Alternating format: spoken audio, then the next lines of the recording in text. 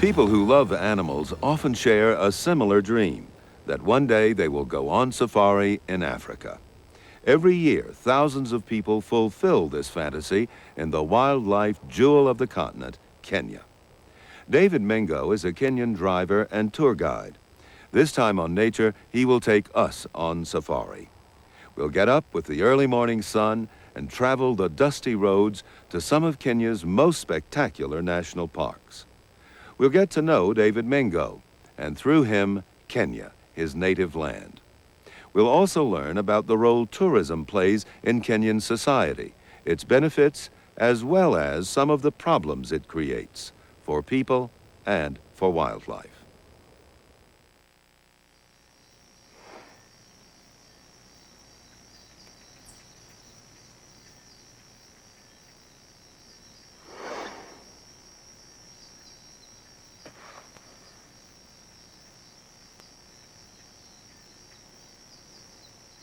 East Africa, vast, mysterious, wild.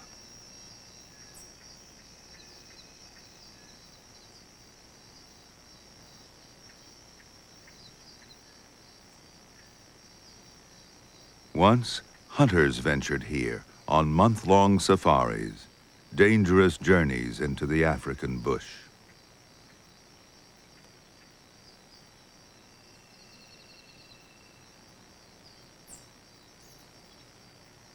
Today, a modern safari is a very different experience. Travel is fast and safe, and trophies are obtained by cameras, not guns. Great shot. You try just slowly, one by one, okay?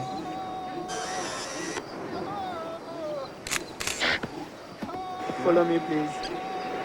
And try to stick. Yeah. The guides are proud, independent people, leading the visitors on what is still one of the greatest adventures of all. My country has so many beautiful creatures.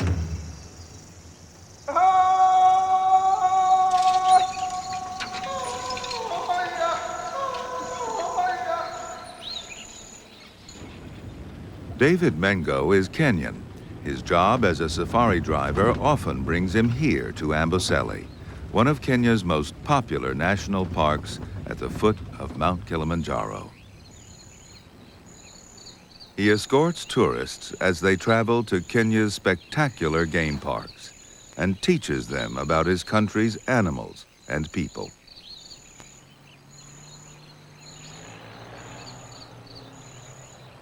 Each minibus brings in dollars, marks, and yen. This foreign currency is helping to save Kenya's wildlife. In a country where space for people is running out, cheetahs, lions, and elephants must now pay for their keep. Nature's masterpieces, Mount Kilimanjaro and the African elephant.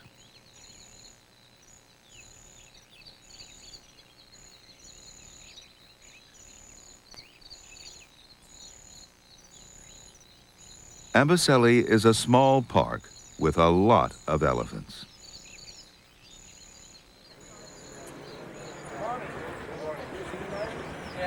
Elephants and the other wildlife are big business in Kenya, but it's mainly the tourist who gets to experience the thrill of an African safari. Most Kenyans cannot afford to travel to the parks, and they rarely see the majestic animals which make their country so popular.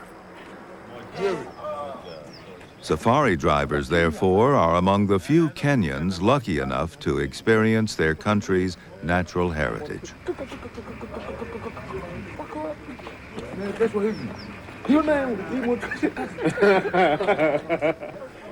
For some, like David, wildlife has become a passion. Yeah, I remember very well, I saw my first lion in 1974 when I was 22. And it was just around here in Amboseli. I came with a group of Kenyans as a mechanic looking after their vehicle. And it was early in the morning, we went for the game drive. Just by the marsh is where we saw a lion. I was very, very excited to see, because that was my first lion. And I thought we were going to take a little bit longer, but after them finished taking pictures, we drove away. Yes, yes, Kilimanjaro for the morning. Ah, wonderful.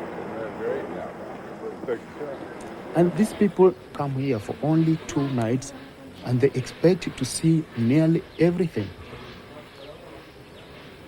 And we try our best to make them happy.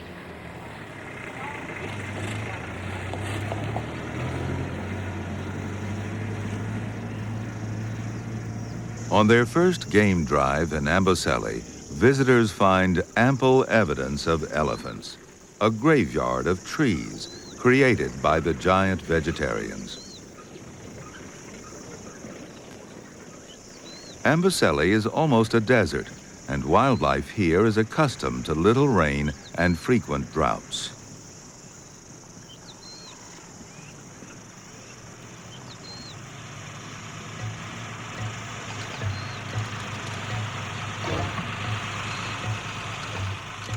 Early explorers described this region as desolate and barren. In Maasai, Amboseli means salty dust.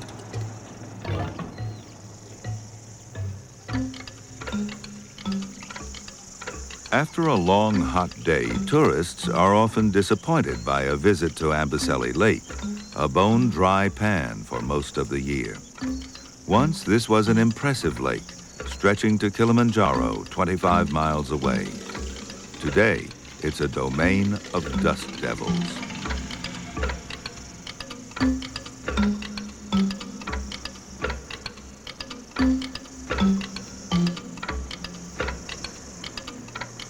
To these natural cycles of drought have been added the unnatural impact of thousands of tourist vehicles.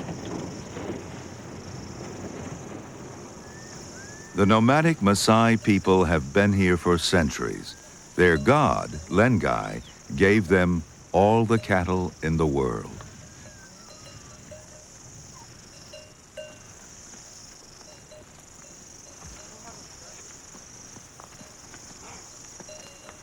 When Amboseli was declared a national park in 1974, the Maasai were supposed to stop grazing and watering their cattle here as soon as the government provided water outside the boundary. So far, despite various efforts, that has not happened, and the Maasai must still bring their cattle to the park.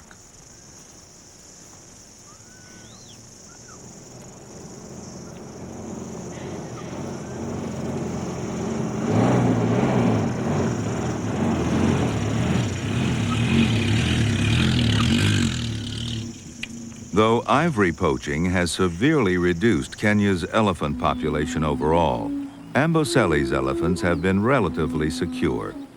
The local Maasai do not tolerate intruders, and furthermore, it's hard for poachers to work in a small park full of tourists.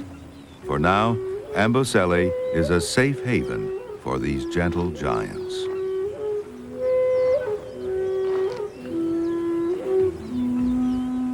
Every morning, the herds leave the forest to cross the plains, a daily stroll to a precious resource in Amboseli, water.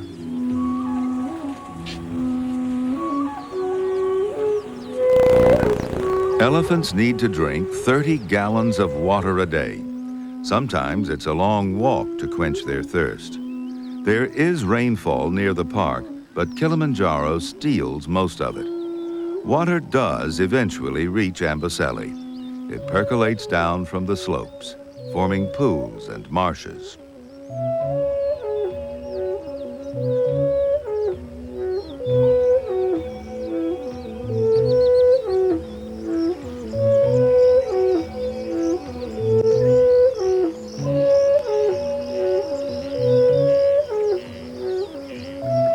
These pools and marshes are vital to the survival of the Amboseli elephants and to all shapes and sizes of other vegetarians.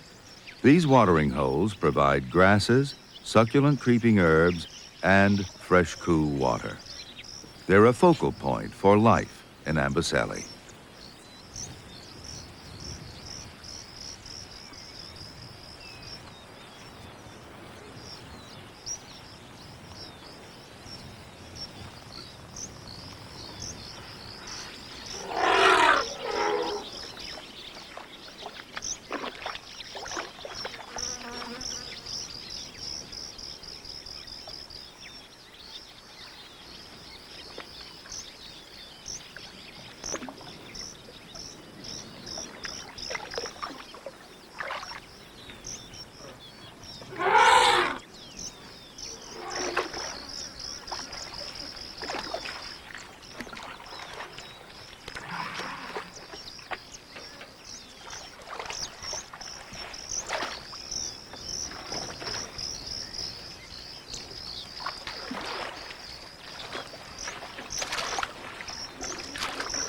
It's times like these when the visitors just sit and watch that they are rewarded most.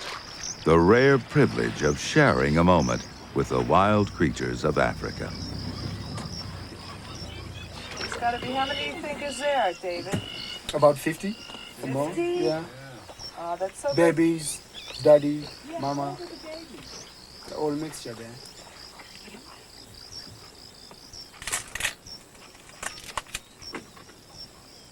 There are many cows there, not many males there. Oh. Many cows. Males used to form their own bachelor group, and they used to join the females in a season when the females are in the season. When the baby boy may reach about 8 to 12 years, it is when their mama chases them away and tell them, okay, you behave badly, so please can you move from the area? And the guy go to join the bachelor group, and he may come later when, you know. So they can come back to the same herd? Yeah, to the same herd, and he may come with a different manners, okay? The elephant female is the dominator of the herd. And males, many times, they used to follow them behind.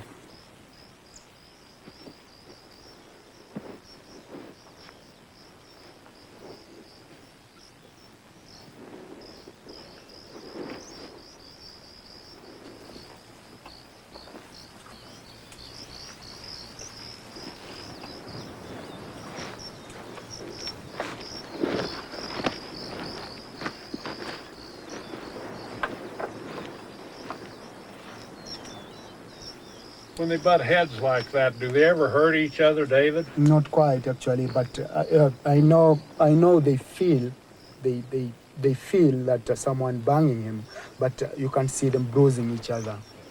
By doing this, it is just to try to find who is strong that can mate with the females around the group. I think yesterday afternoon we saw a single male alone, and these used to do this. Once fighting some other bulls, when they get old, they don't want to be pushed a lot by the young ones. It is when you find them away from the group. And by staying there, they get very furious. They don't like anybody near there. We don't like to drive closer to them because he's unhappy, and he feels lonely, and he can smash the vehicle.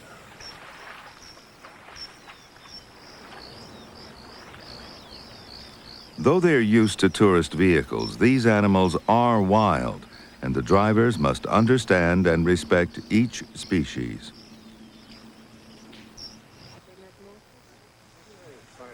David is an expert guide to the wildlife of his country.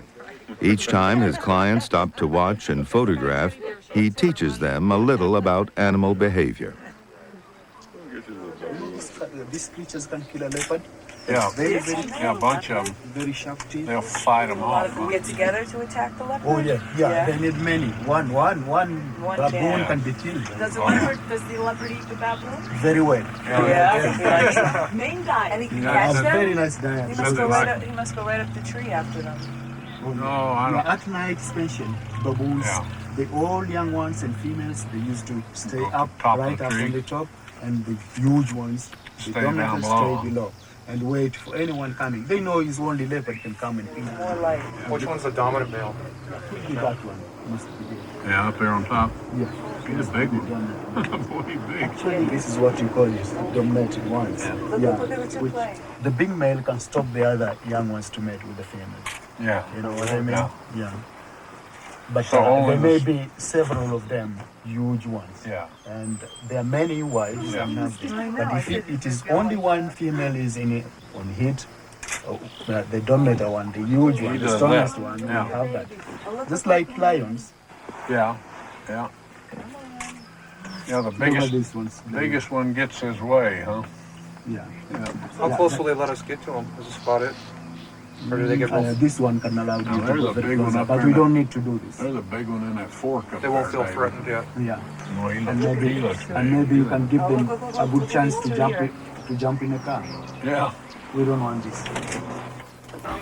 Few animals are more tolerant of tourists than baboons. In fact, some become beggars, even thieves, when there's food around. When they come down from the trees, David decides to move on.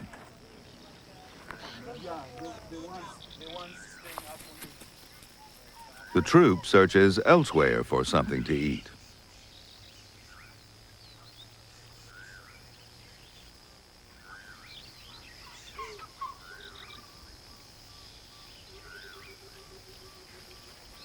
Some of the males decide to see if there's anything left of the lion kill that has attracted so many storks and vultures.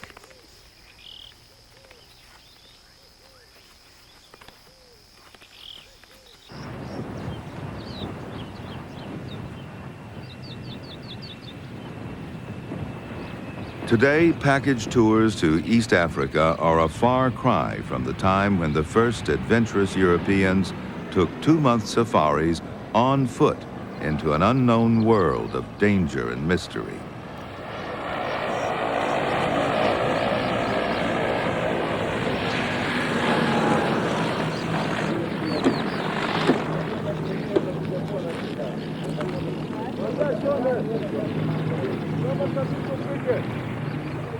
On modern safaris, one rarely gets out of the car, and tourists want to see everything in just a week or two.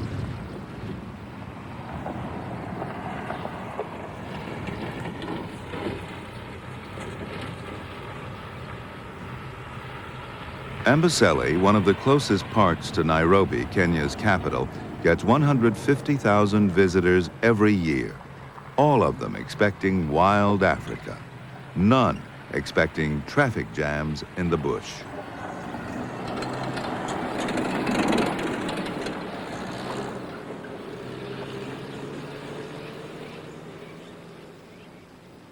News of the sighting of any big cat spreads like wildfire.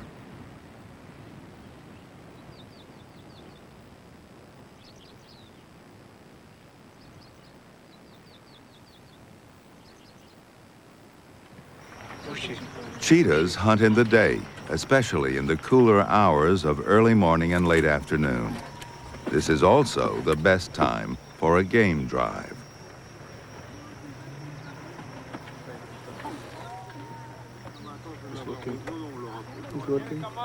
This aging female cheetah is searching for her family's next meal.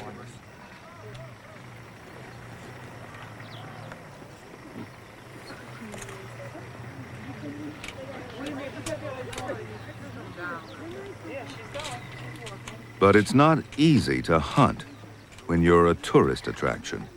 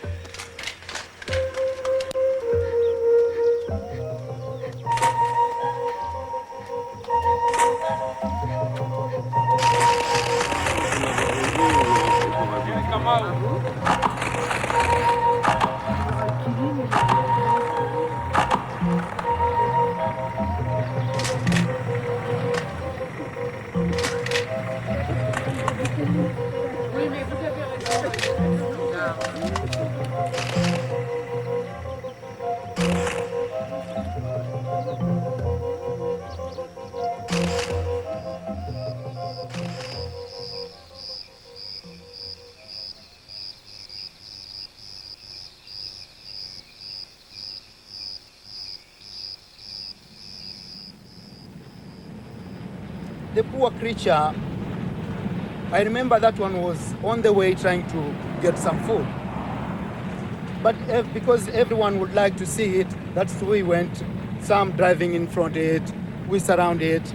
She was not happy. If it could be someone can talk with us, he could ask us, hey, come on guys, what are you doing? Look, I'm going to find my food and we are interfering. You see, but they're safer inside the park than outside here.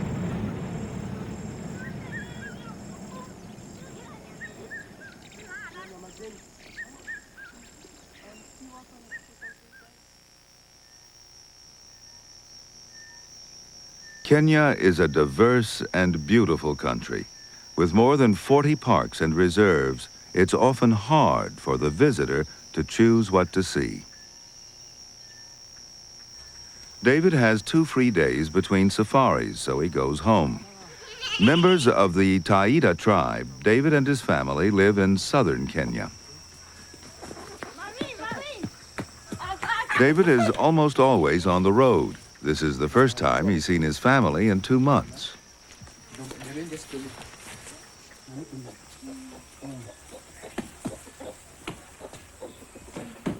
Hey, mana? Mana. Habari matuko. Mana. Smayero. Mana kabisa. Eh.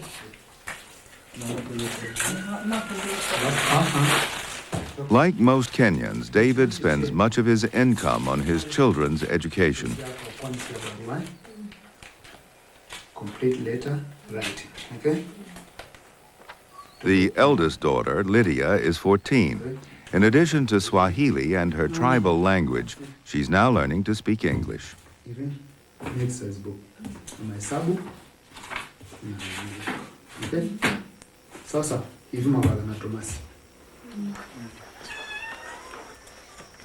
Okay?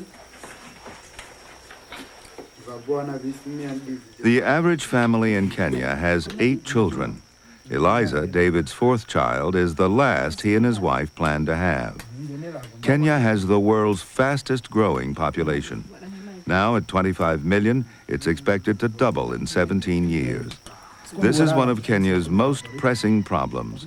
25 million people in a country the size of Texas, a country where only 1/3 of the land is arable.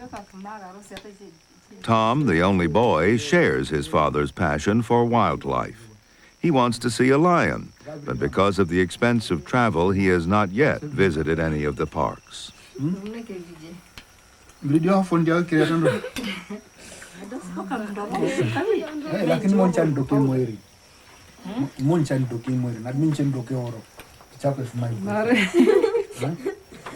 Maru. Sasa kwa mwala dato. David and his family remain close to the land, but 1/4 of Kenya's population has moved to the cities.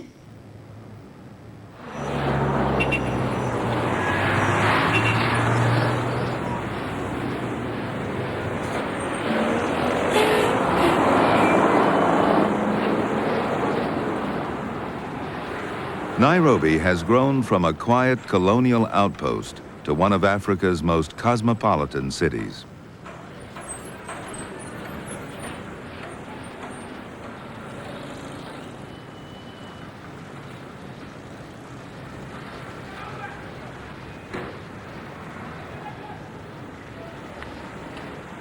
Every day, more people flock from the countryside in search of a better life.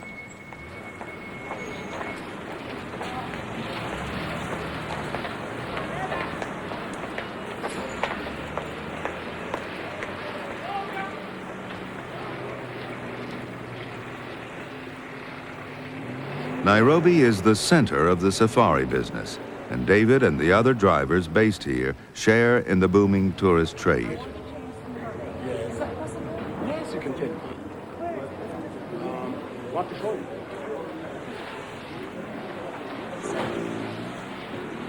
Tutaziweka chini nijue kubwa ni ipi ambayo itakuwa imekaa chini.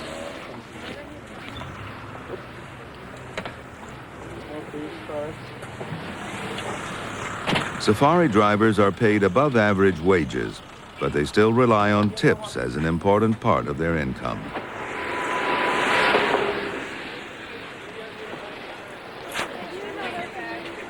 Okay, have an enjoyable safari. Thank you very much.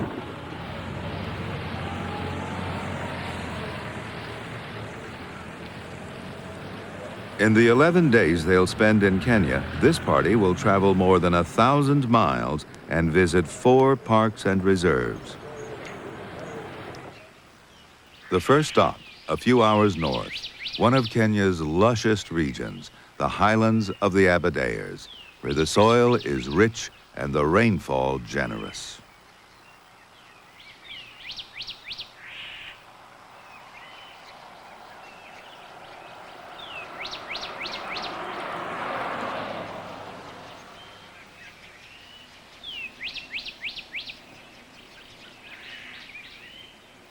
Here in this temperate climate are the large estates and plantations that grow Kenya's biggest exports, tea and coffee.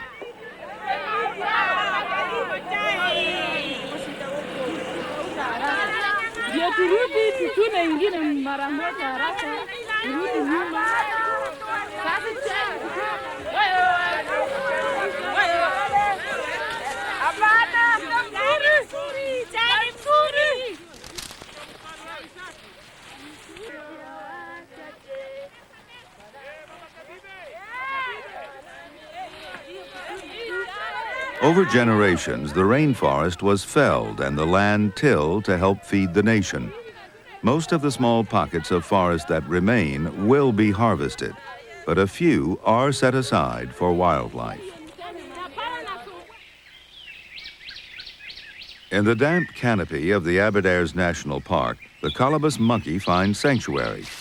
Once persecuted for its beautiful black and white fur, these primates are now protected by law.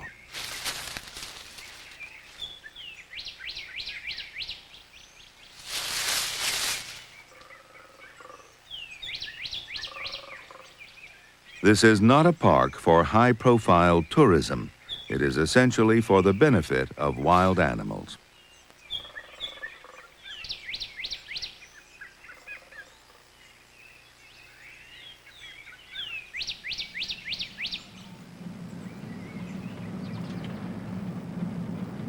David's safari now heads farther north to an arid land of austere beauty.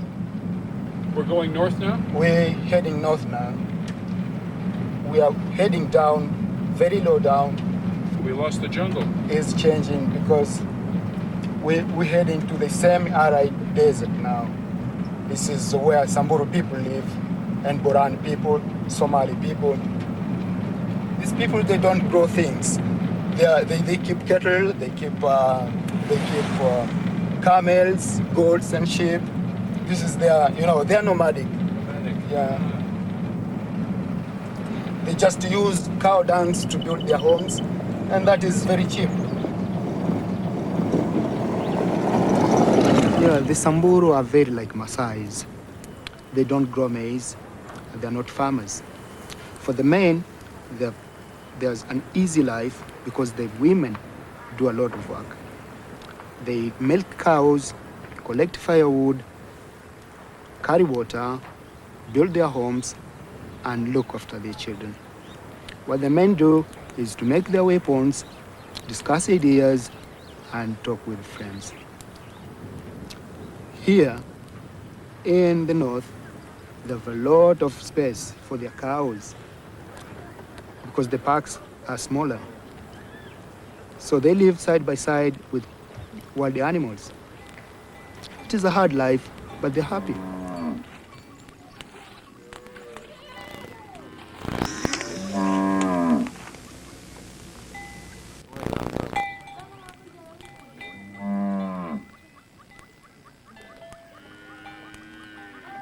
The Samburu are a pastoral people. In a land which supports little agriculture, they have adopted a nomadic way of life, one which poses little threat to the land or its wildlife.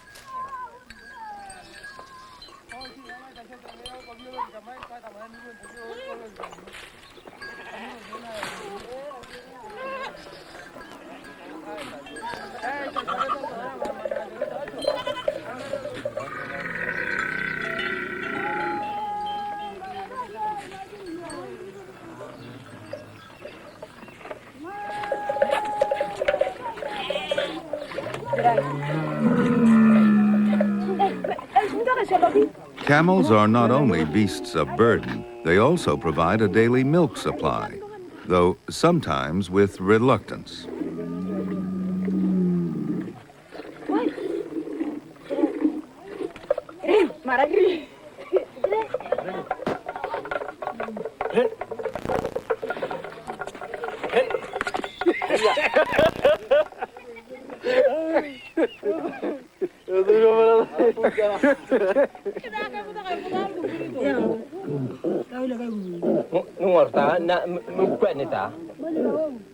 The Samburu's livestock is their key to survival in this arid terrain. They do not slaughter their valuable cattle for meat, but use their blood as a regular and renewable source of protein. It will be prepared as a drink, mixed with milk.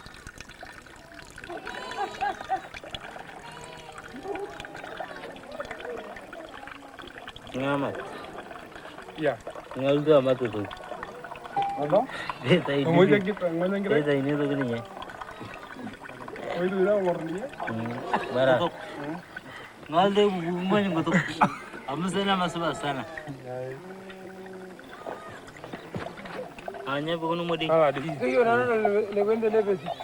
The wound is treated with mud and the cow let loose to return to the herd.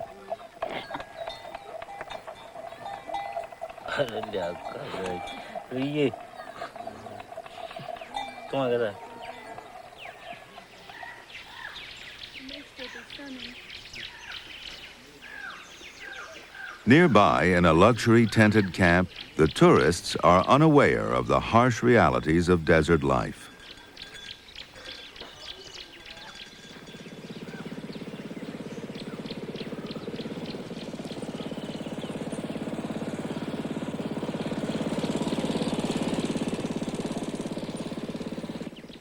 So far, tourism has made little impact on the lives of the Samburu people, or on the wildlife which shares this northern land. Visitors come here to explore Samburu National Reserve. Some may expect to see very few animals in this dry region, but they're quite often surprised with the great variety of life here.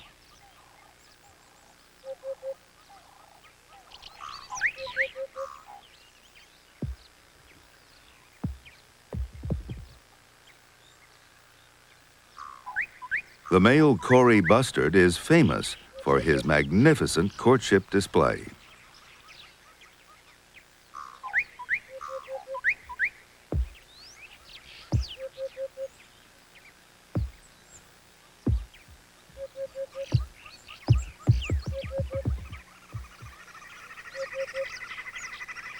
Wildlife here is well equipped for desert life. A long neck and a good sense of balance give the geranuk a boost over most other browsers.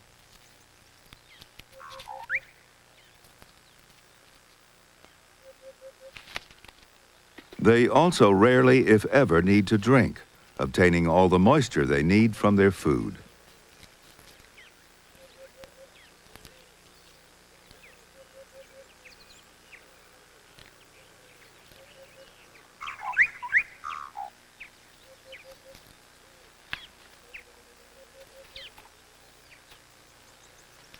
The giranuks may have a height advantage over other antelopes, but they'll only find foliage if a 17-foot giant hasn't gotten there first.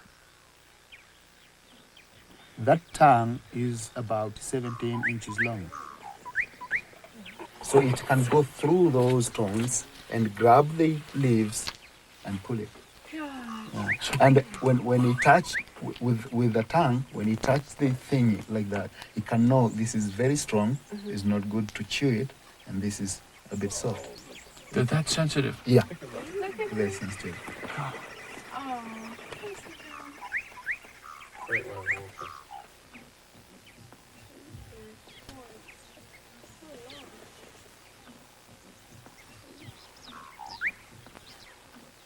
A full-grown weighs how much?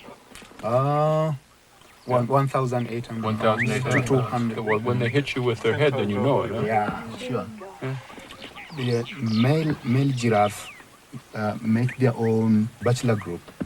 The bachelors stay together. And after that, when they know the females are coming in heat, then these guys, they fight. So their fight calling making, and it is not a real fight, but because they do not injure each other.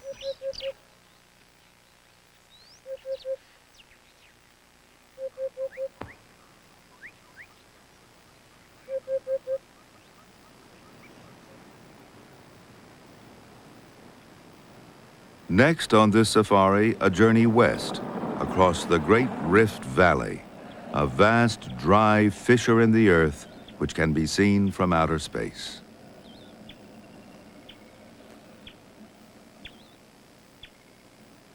Here, a handful of freshwater lakes beckon people and wildlife to share in their wealth.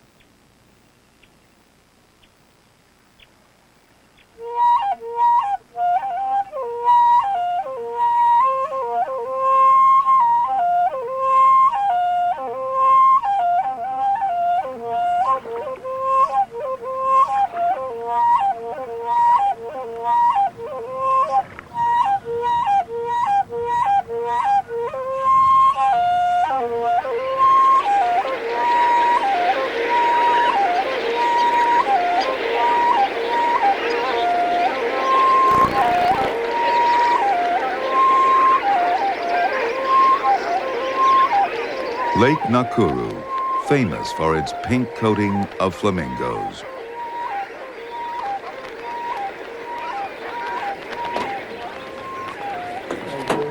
It's absolutely unbelievable. There you are.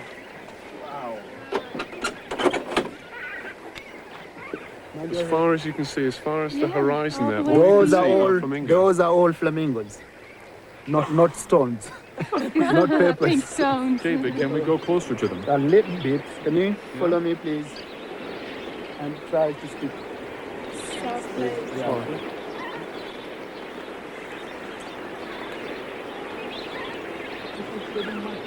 They don't breed here. They breed at Lake Natron, and this is in Tanzania. They go there at night because they don't like too much heat when they fly. And also they don't want a lot of wind blowing because they can lose their way down there.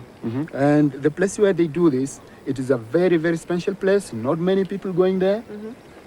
And they make a heap of soil, which it is difficult to do here because the soil here is very soft. So they make a bit about 1 feet high, and it can enable them when they bend their, long legs, they can lay, they can lie on their eggs. And it is only one egg they do. One they egg do at a time. lay. Yeah.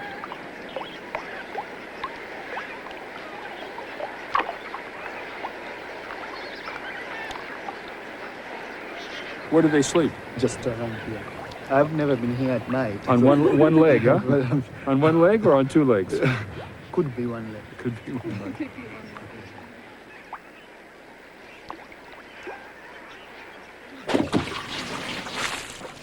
Okay. Leta kidogo kitambaa chako nikusaidie. Leta kidogo. Tafika hapa. Hapa juu hapa. Okay? Basi tuendelee. Mikono yako haiwezi kuingia hapa eh? Hii pia usugue, eh? Naendelea. Mwaga maji na nini? Sugua hapo ndio. Aha.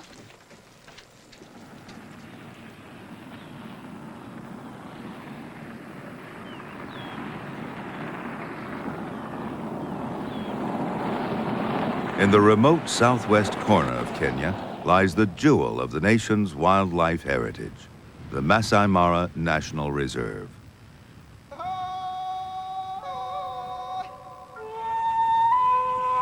This is the tiny northern tip of the vast Serengeti Plain that extends 10,000 square miles south into Tanzania.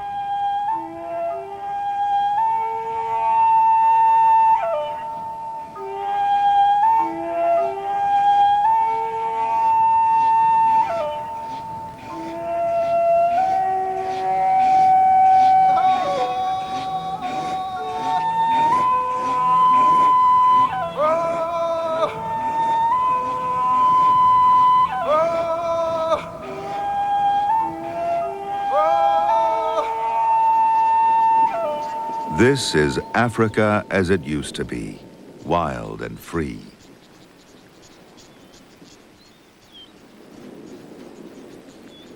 To see the elusive leopard at such close quarters is the dream of every visitor.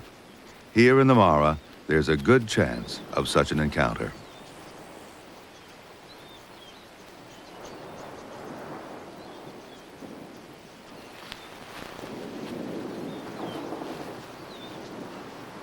This young male is still learning to fend for himself. He seems inexperienced, unsure if this is play or whether he should be hunting for real.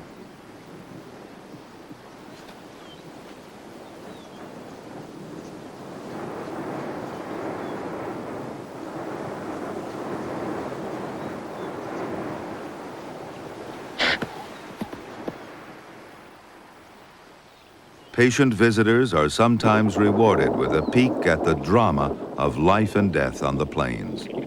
Whatever the outcome of the battle between predator and prey, those who witness it will never forget it.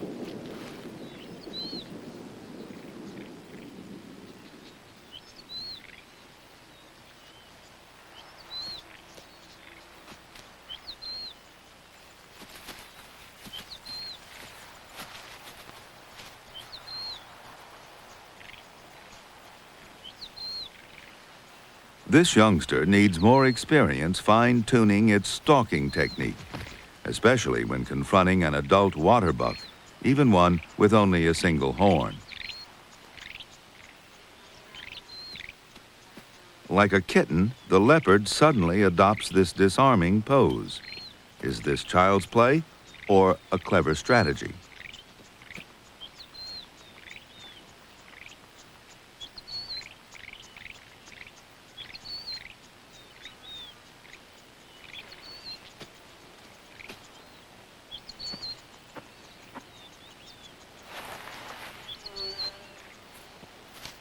This cat will have to find something smaller to hunt, and it will certainly have to attempt more of a surprise than this.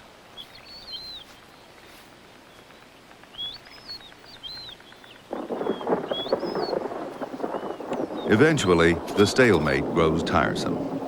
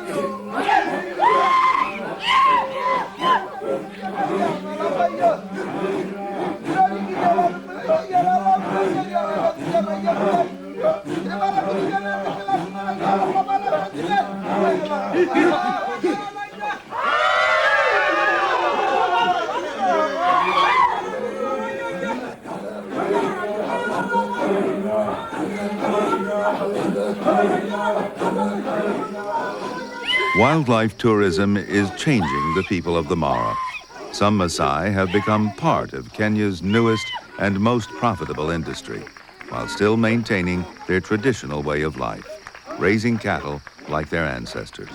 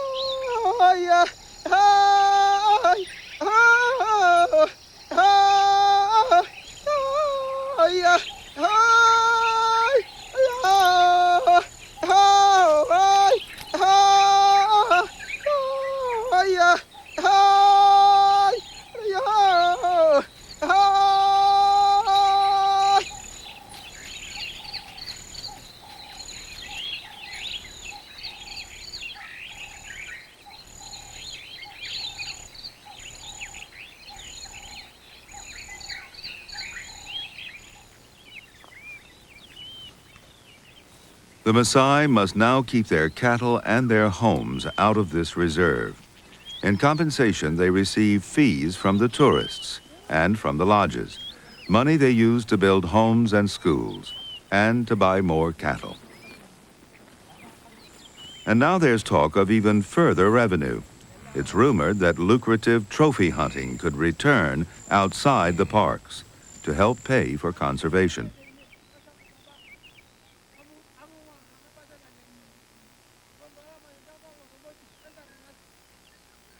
In 1977, our first president, Mzee Jomo Kenyatta, banned hunting because he said, okay, Kenya is independence and it is freedom and the people are freedom, so everything must be free, even the animals. We poured a lot of blood when, fighting for freedom, and we don't want any smell of guns and things. We don't need more hunting in Kenya.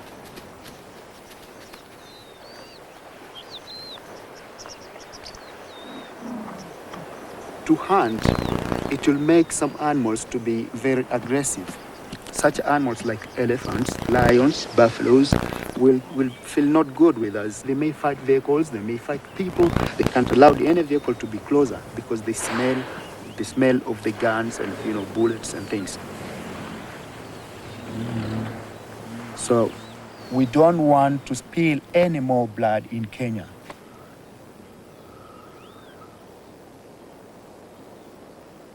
With tourism bringing in so much money to Kenya, the majestic lion of the Mara is worth more alive than dead.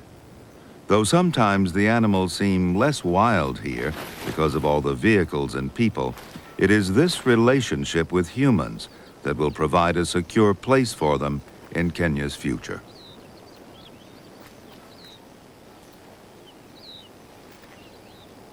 In addition to minibuses and Land Rovers, there's a new tourist vehicle in the Mara.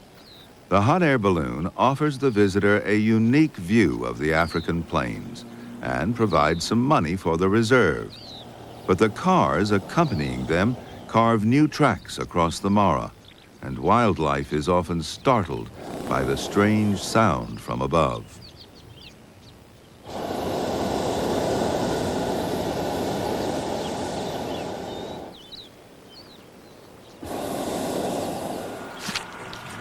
Tourism is now Kenya's top earner of foreign income, but the wildlife here still faces a difficult road ahead. As the country's population continues to grow rapidly, it will be harder and harder to find space for the animals.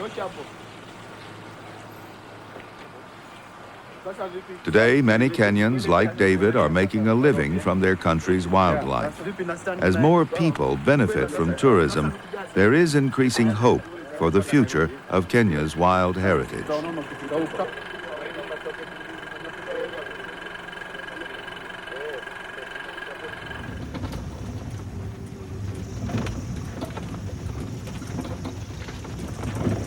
On their last day, David's party presses him to show them cheetahs.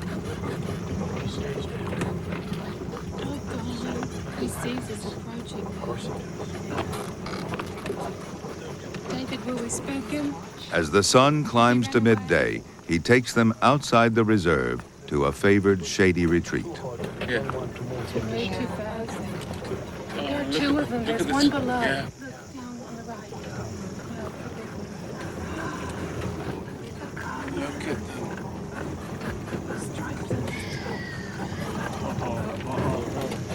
Oh, he scared him. Great shot. David, how close do you have to get to them before they move away? You may be about 10 feet away from them. Look at the tail going. 10 to 12 feet away. Yeah, these are young, I'm sure. That's why they're very shy. Still pretty good belly on the one on the left. Can we stand up Yeah. and take pictures? Try just slowly, one by one, okay? Oh, why kidnap them? Oh, he's hiding. He's changing position. Don't try and stand up as well. Yeah, cheetah is a very funny animal. He can turn his head backwards and look all over the place. Just to cover himself. Yeah. Actually, because they're very shy and they don't want anyone to come towards them without them seeing it. You see, they keep moving around the trees.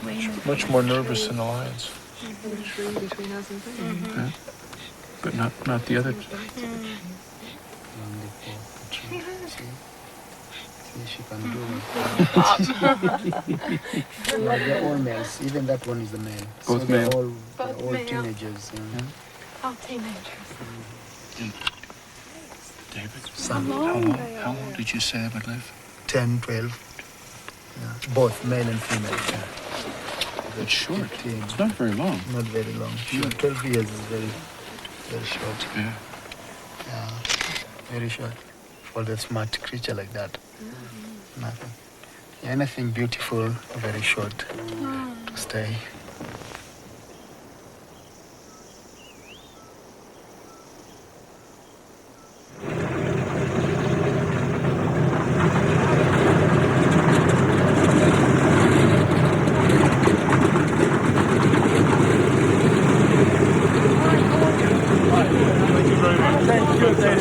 Thank you very much. And have a good flight. Sunday. Every time I say goodbye to my clients, they say they'll come back again. But not many do. They feel they've seen everything.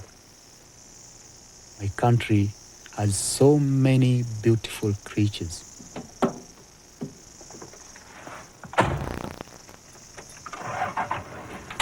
Each year, more and more foreign visitors come to our parks.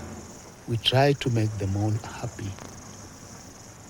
But what I'm thinking is, are the animals happy?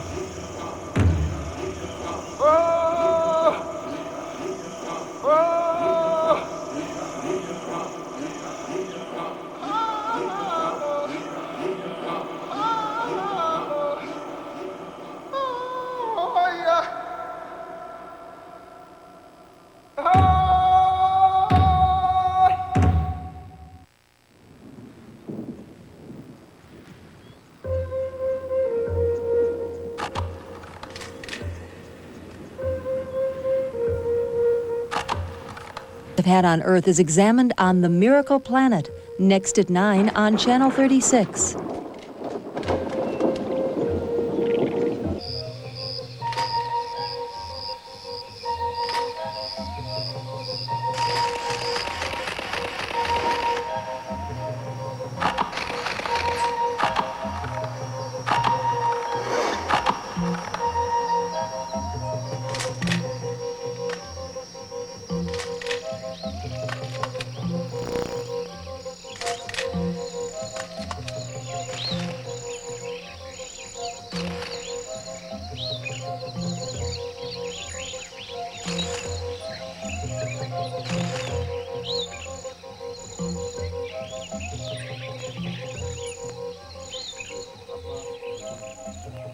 Tena nirudi nifike mpaka Taita Hills, nimalize night 2. Alafu nikishamaliza nachukua moja kwa moja mpaka Nairobi. Mpaka Nairobi. Yeah. Mimi leo namaliza. Leo namaliza.